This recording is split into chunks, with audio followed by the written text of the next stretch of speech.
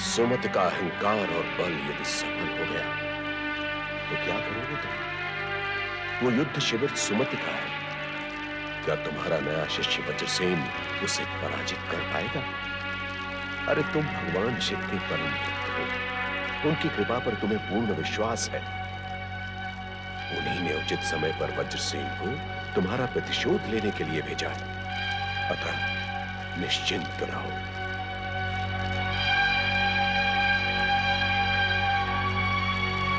देवादिदेव महादेव, हे शिव शंकर, मुझे पूर्ण विश्वास है कि आप अपने भक्त के स्वाभिमान की रक्षा करेंगे और मेरे शिष्य वज्रसेन को सफल करेंगे।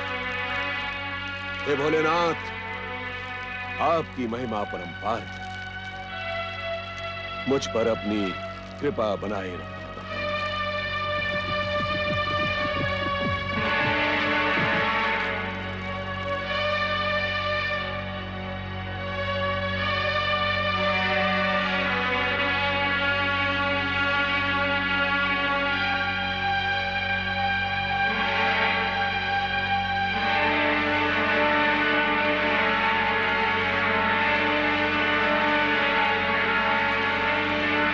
राजगुरु धुर्जटी, अब हम तुम्हारे राजगुरु नहीं रहे राजन, और अब यदि तुम हमसे क्षमा भी मांगोगे तब भी हम त्यागा हुआ राजगुरु पद स्वीकार नहीं करेंगे। उस दिन की घटना से मैं लज्जित हूं गुरुवर। आप ही के कोप का परिणाम है कि युवराज सुमति अपने युद्ध शिविर से अचानक अदृश्य हो गई। सेनापति वरुची और सैनिकों का भी कोई समाचार नहीं है। इतने बड़े युद्ध शिविर से सबके सब अदृश्य हो गए। हमारे गुप्तचरों ने समाचार दिया है कि किसी अत्याचारी ने सैनिकों को समाप्त कर युवराज सुमति का अपहरण कर लिया है। अवश्य ही मेरी पुत्री किसी घोर संकट में पड़ गई है। मैं बहुत चिंतित हूँ गुरुवर। कुछ उपाय करें जिससे। लगता है आपकी अहंकारिणी पुत्री का अहंकार किसी वीर पुरुष ने ध्वस्त कर दिया है, परंतु फिर भी आप उसे युवराज पद से विभूषित किए चले जा रहे हैं। अब तो आपकी आंखों के सामने से मिथ्या अहंकार का आवरण हट गया होगा राजन। इस समय मैं बहुत दुखी हूं गुरुदेव, मुझ पर दया करें। शब्द वाणों से मुझे वेधे नहीं। राजन, यह हमारे प्रति किए गए उस घोर अपमान का परिणाम है जो तुम्हारी अहंकारी पुत्री सुमति ने किया था, और आपने उसे प्रताड़ित करना तो दूर, उसे रोकने के लिए एक शब्द तक नहीं कहा था। आपने तो उसको कृत्य को बढ़ावा दिया था।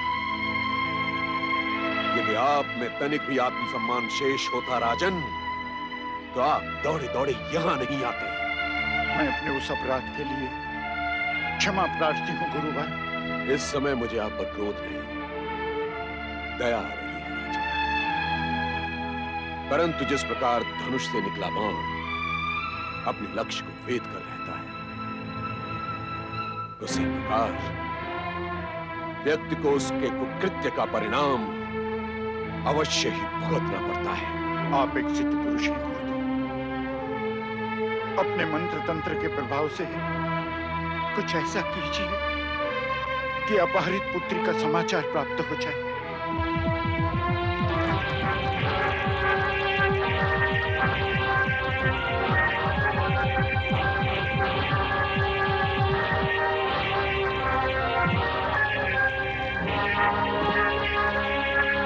पुत्री, पुत्री तुम कुशल से तो हो?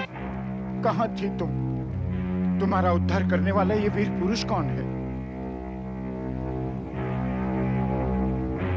युवराज सुमति, क्या अब भी आप पर विश्वास किया जा सकता है? कहीं एक बार फिर आप भागने की चेष्टा तो नहीं करेंगी?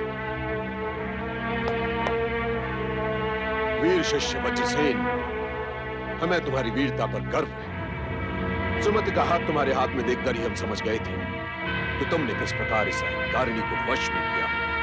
राजकुमारी, यह हमारे राजगुरु धुर्जटी हैं। जिनके बुद्धि बल का लोहा सारा देश मानता है। प्रणाम करो इन्हें। वज्रसेन, अब तुम उस कथा को विस्तार से सुनाओ कि तुमने किस प्रकार युवराज सुमति का अहंकार ध्वस्त किया। इनके पिता महाराज भद्रसेन उस कथा को सुनने के लिए अत्यधिक उत्सुक हैं। सुमति पहले ही बहुत अपमानित और लज्जित हो गई है गुरुदेव। उस घटना का वर्णन करके इसके हृदय को ठेस पहुंचाना उचित नहीं है। वज्रसेन, क्या तुम्हें उस आघात का ध्यान नहीं जो इस अहंकारिणी ने हमारे हृदय को पहुंचाया था? क्या तुम इस सत्य से अनभिज्ञ हो?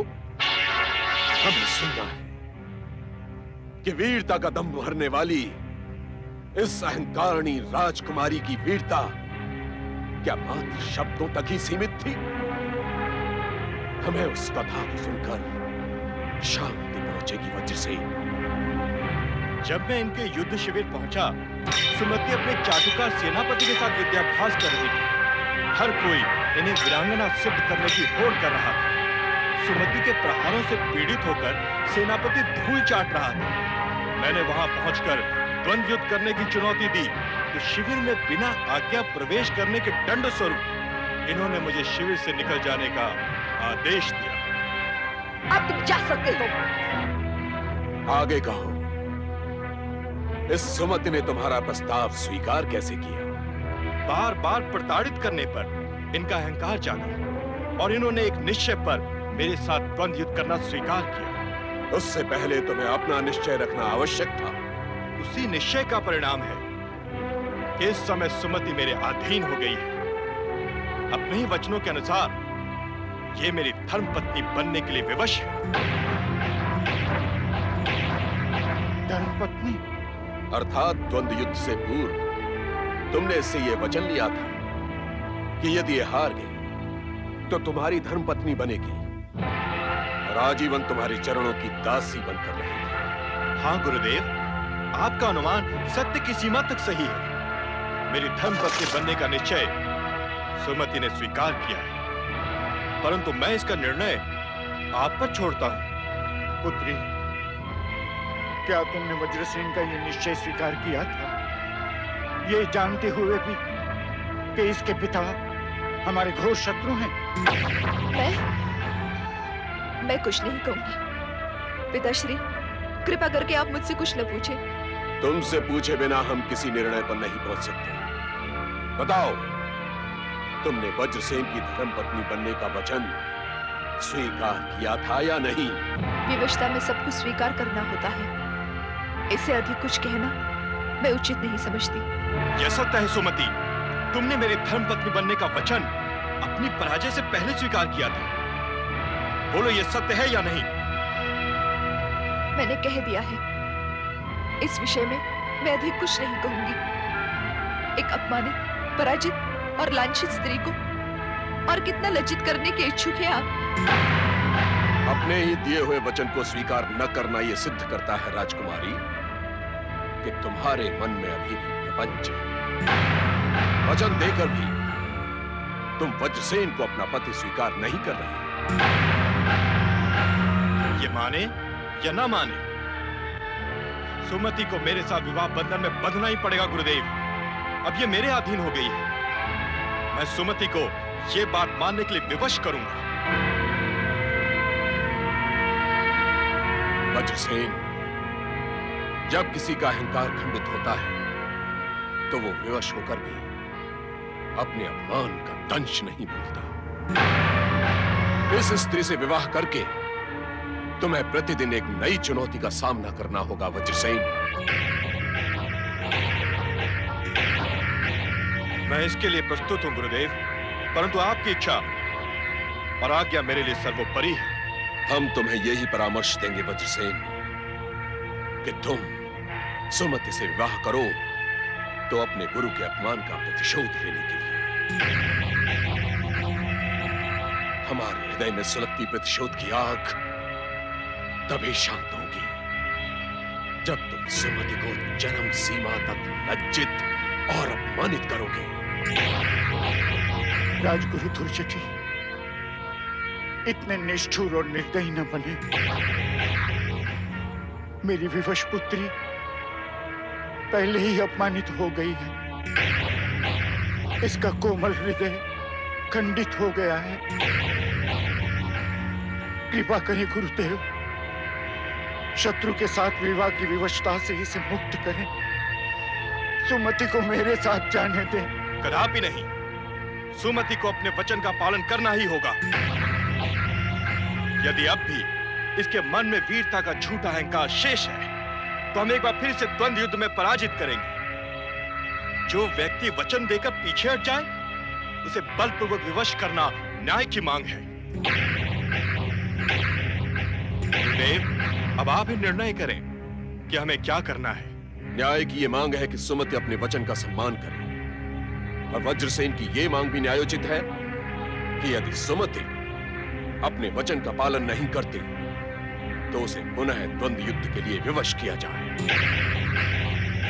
तुम बताओ, तुम्हारी क्या इच्छा है? स्पष्ट करो। मुझ पर वचन भंग का झूठा आरोप ना लगाएं। मैं अपने वचन का परिणाम भुगतने के लिए प्रस्तुत हूँ। पुत्री, ये क्या कह रही हो तुम वज्रसेन की धर्म पत्नी बनोगी? कल्पना करो, सोचो, विवाह के पश्चात तुम्हारी क्या दुर्दशा होगी। जो आघात मैंने अब तक सह लिया है, उससे वो दुर्दशा अधिक नहीं होगी पिताश्री। मुझे मेरे भाग्य पे छोड़ दे। महाराज भद्रसेन, आप अपनी लाडली कन्या के विवाह के प्रबंध आरंभ करें। सुमति और वज्रसेन का विवाह इसी आश्रम में होगा, और हम स्वयं इनकी विवाह विधि संपन्न कराएंगे। परंतु गुरुदेव। पिताश्री, आप विवाह में जितना विलंब करेंगे, आपकी पुत्री को उतनी ही मानसिक यातना सहन करनी होगी। कृपा करके आप शीघ्र ही कन्यादान करके मुझे और अपने आप को इस दुविधा से मुक्त करें। मैं आपकी जरूर छूती हूँ।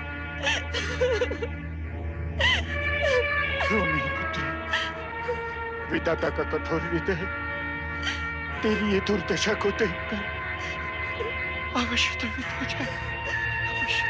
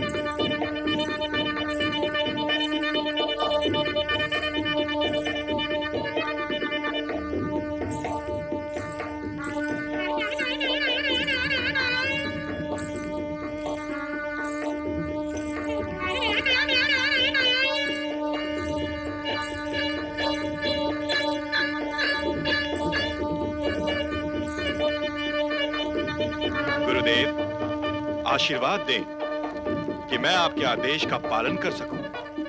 मेरा आशीर्वाद तो सदा ही तुम्हारे साथ है वज्रसेन, परंतु तुम्हारी धर्म पत्नी ने मेरे आशीर्वाद का अधिकार खो दिया है।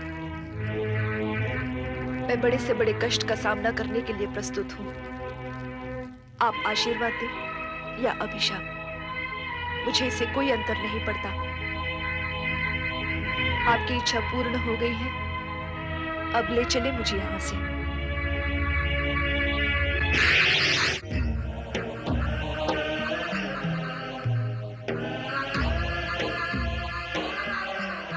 क्या सोच रही हो देवी? कुछ नहीं स्वामी। तुम जानती हो, तुम जो सोचती हो उसका ज्ञान हमें हो जाता है। तो फिर पूछना व्यर्थ है। आप कृपा करके मुझसे कुछ न पूछिए।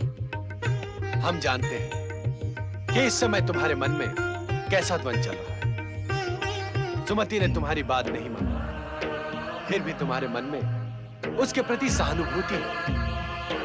उसकी दुर्दशा देखकर तुम्हें दुख हो रहा है। इच्छा होते हुए भी तुम उसकी सहायता नहीं कर पा रहे। स्वामी, मुझे दुख इसी बात का है कि यदि वो उस समय 16 सोमवार व्रत करने की शपथ ले लेती तो आज वो इस कठिन परिस्थिति से बच जाती। जो नहीं होना था वो कैसे हो सकता था देवी? परंतु यदि वह 16 सोमवार व्रत करने का निश्चय कर लेती तो क्या आप उसके भाग्य में हस्तक्षेप नहीं करते? बिना श्रद्धा के यदि सुमति व्रत का प्रण कर भी लेती तो उसे निभा नहीं पाती, और व्रत उसके दुर्भाग्य को बदलने में सहायक नहीं होता। और फिर हम विधाता के विधान में कैसे हस्तक्षेप कर सकते हैं? मुझे पूर्ण विश्वास है कि सच्ची भक्ति विधि का विधान बदल सकती है।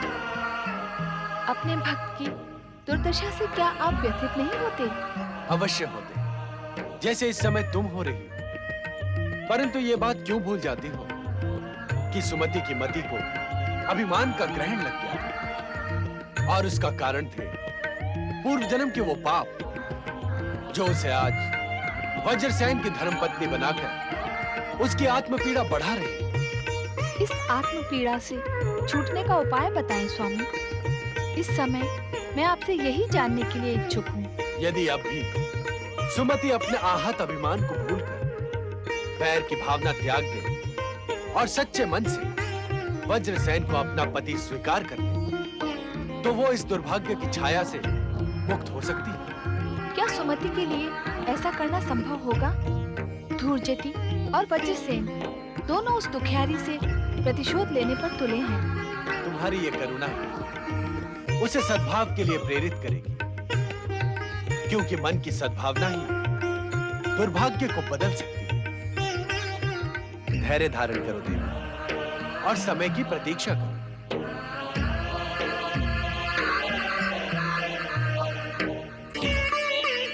दशाण युवराज वज्रसेन की जय। दशाण युवराज वज्रसेन की जय। दशार्ण के इस राजप्रासाद में आपका स्वागत है युवराज वज्रसेन। युवरागी सुमति, पिताश्री का स्वास्थ्य अब कैसा है महामंत्री जी? क्या बात है, आप चुप क्यों हो गए? राजवैद्य जी अभी अभी आकर गए। उन्होंने आप रुक क्यों गए? बताइए, क्या कहा राजवैद्य जी ने? राजवैद्य जी ने महाराज चित्रांगद के पुनः स्वास्थ्य लाभ की आशा छोड़ दी है युवराज। हम सब यही सुनकर बहुत दुखी हैं। वे सचेत तो हैं? हाँ युवराज, वे सचेत अवश्य हैं, किंतु क्षमा करें, आपके इस विवाह से महाराज प्रसन्न नहीं होंगे। परंतु मेरा विचार है इस विवाह से वे अवश्य प्रसन्न होंगे। हो सकता है उन्हें स्वास्थ्य लाभ भी हो जाए। जैसी आपकी इच्छा।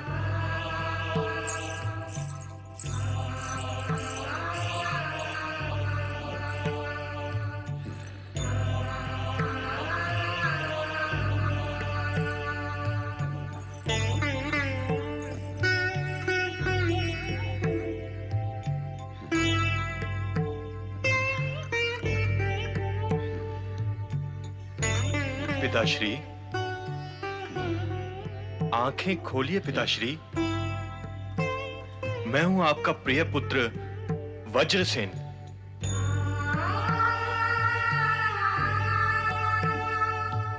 पिताश्री, आंखें खोलिए।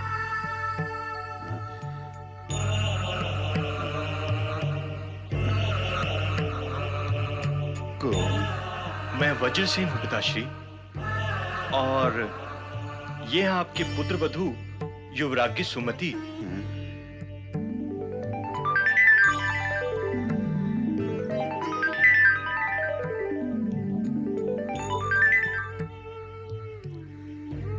हमें बिना बताए तुमने विवाह कर लिया वज्रसेन। तुमने हमारी अनुमति लेने की भी आवश्यकता नहीं समझी।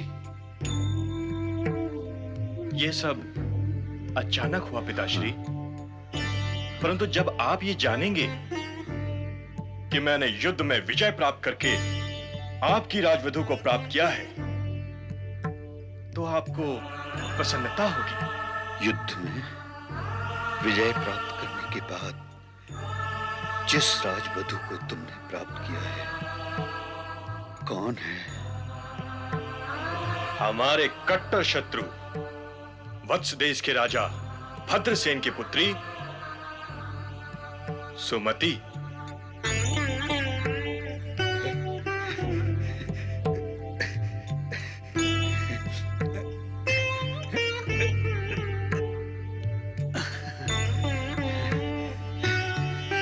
तुमने हमारे घोर शत्रु भद्रसेन की पुत्री को युद्ध में जीता है, अर्थात तुमने उसे युद्ध में पराजित किया है। हाँ पिताश्री, पिता पुत्री दोनों मुझसे पराजित हुए। अब सुमति जीवन भर हमारे चरणों की दासी बनकर रहेगी। तुम धन्य हो वज्रसेन। इस संसार से सदा के लिए विदा होने से पहले तुमने यह शुभ समाचार सुनाकर हमारा मरण सफल कर दिया वज्रसेन, सफल कर दिया। वर्षों तक युद्ध करने के पश्चात भी हम भद्रसेन को पराजित नहीं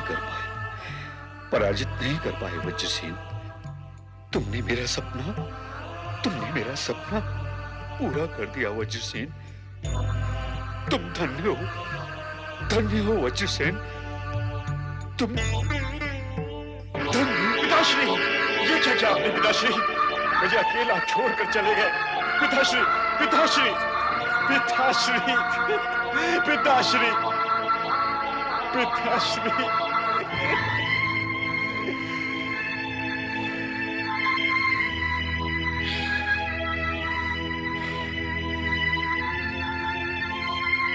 इस राजप्रसाद में पग रखते ही तुमने हमारे पिताश्री को हमसे छीन लिया सुमति। क्या? तुम्हारे अशुभ चरणों का प्रभाव आगे क्या करेगा, ये तुम स्वयं सोच सकती हो। मैं सब कुछ स्पष्ट हो चुका है, अब कहने को कुछ शेष नहीं रहा। युवराज, मुझे भी कुछ कहने का अधिकार है। अपने अधिकार को तुम पीछे छोड़ आई हो सुमति। हमारे राजप्रसाद में तुम केवल हमारे चरणों की दासी बनकर रहोगी। तुम तभी बोलोगे जब हम तुमसे बोलने के लिए कहेंगे। युवराज, विडंबना है, पति के राजप्रासाद में प्रवेश करते ही मेरी निंदा, मेरा तिरस्कार और पिता के यहाँ वत्स देश का गौरव, विजयश्री से सुशोभित अद्वितीय वीरांगना युवराज सुमति की जय, जय, जय। और मेरे गौरव का गुणगान। पधारो युवराज सुमति। वत्स देश की राजसभा में आपका स्वागत है। हमें पूर्ण विश्वास है कि विदर्भ के कायर राजकुमार मर्कतसेन को पराजित करके विदर्भ की राजधानी में आपने वत्स देश का ध्वज अवश्य फहरा दिया होगा। कितनी सुखद स्मृतियां हैं ये। मैं वो दिन नहीं भूल सकती जब युद्धाभ्यास के अवसर पर सेनापति वरुचि जैसे वीर को मेरे सम्मुख घुटने टेकने पड़े थे। और मैं वो क्षण भी नहीं भूल सकती जब युद्ध शिविर में वज्रसेन के साथ मेरी मुठभेड़ हुई थी तथा वज्रसेन को भी एक बार तो मेरी शक्ति के समक्ष झुकना पड़ा था। अब उसी वज्रसेन ने अपने पिता की मृत्यु शैया पर मेरा तिरस्कार किया, अपमान किया, मेरी निंदा की। इस राजप्रसाद में पग रखते ही तुमने हमारे पिताश्री को हमसे छीन लिया सुमति। तुम्हारे अशुभ चरणों का प्रभाव आगे क्या करेगा ये तुम स्वयं सोच सकते हो। हमारे राजप्रसाद में तुम केवल हमारे चरणों की दासी बनकर रहोगी।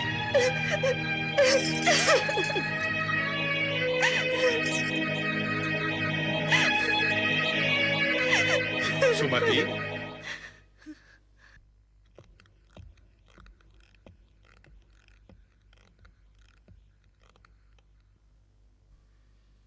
सुमति, क्या अपमान और तिरस्कार से अब तक आपका मन नहीं भरा? दिशारण देश के युवराज वज्रसेन, जो अधिकार हमने उस समय तुम्हें नहीं दिया था वो अब देना चाहते हैं। तुम जो कहोगी वो सुनने के लिए हम प्रस्तुत हैं। ताकि फिर एक बार आप मुझ पर व्यंग्यबाण बरसा सको।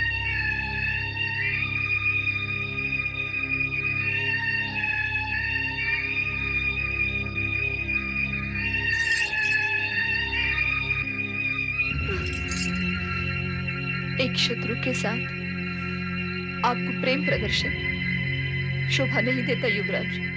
परंतु अब हम तुम्हें अपना शत्रु नहीं समझते।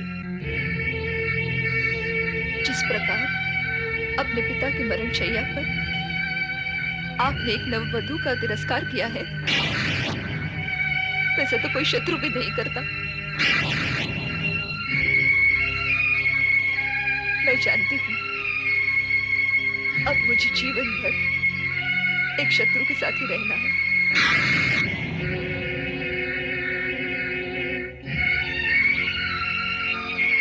हम फिर कहते हैं, हमें तुम्हारे प्रति दुर्व्यवहार का बहुत पछतावा है। उस समय हमें अनुभव हुआ कि दासियों के सम्मुख अपनी धर्म पत्नी का तिरस्कार करके हमने बहुत बड़ी भूल की है। हमारे सिवा कोई अन्य तुम्हें तिरस्कार की दृष्टि से देखे, यह हम कदापि सहन नहीं करेंगे। तभी तो कह रही हूं, आपके मन से मेरे लिए शत्रुता अभी समाप्त नहीं हुई है और वो जीवन भर रहने वाली है। क्या पश्चाताप के पश्चात भी तुम हमें क्षमा नहीं करोगी? हम जानते हैं तुम इतनी कठोर हृदय नहीं हो कि क्षमा मांगने वाले को क्षमा न कर सको। क्यों आप एक अपमानित कुंठित स्त्री से क्षमा की आशा करते हैं? ये नाटक छोड़िए, मुझे इस यातना के बीच अकेले जीने का प्रयास करने दीजिए। कदापि नहीं। अब तुम यातना नहीं, हमारे साथ सुख भोगोगी।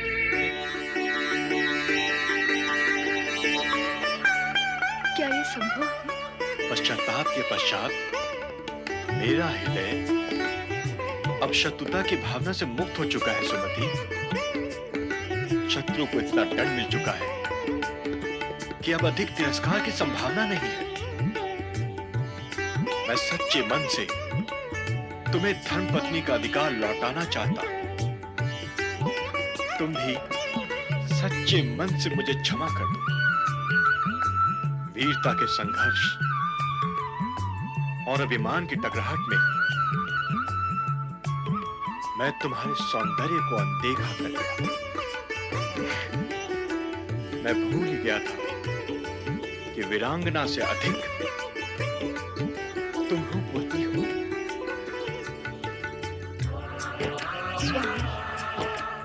स्वामी, स्वामी, मैं तो इस जीवन से निराश हो चुकी थी। आपने ये सब कहकर मुझ पर कितनी बड़ी कृपा की है, आप नहीं जानते। तुम जैसी रूपवती वीरांगना धर्म पत्नी को पाकर इस समय हम गर्व का अनुभव कर रहे हैं सुमति। ये बात हम सच्चे हृदय से कह रहे हैं। मैं धन्य हो गई नाथ। मैं पिछला सब कुछ भूल जाना चाहती हूँ। आप भी भूल जाइए। तुम्हें अपनी बाहों में पाकर हम पिछला सब कुछ भूल चुके हैं सुमति।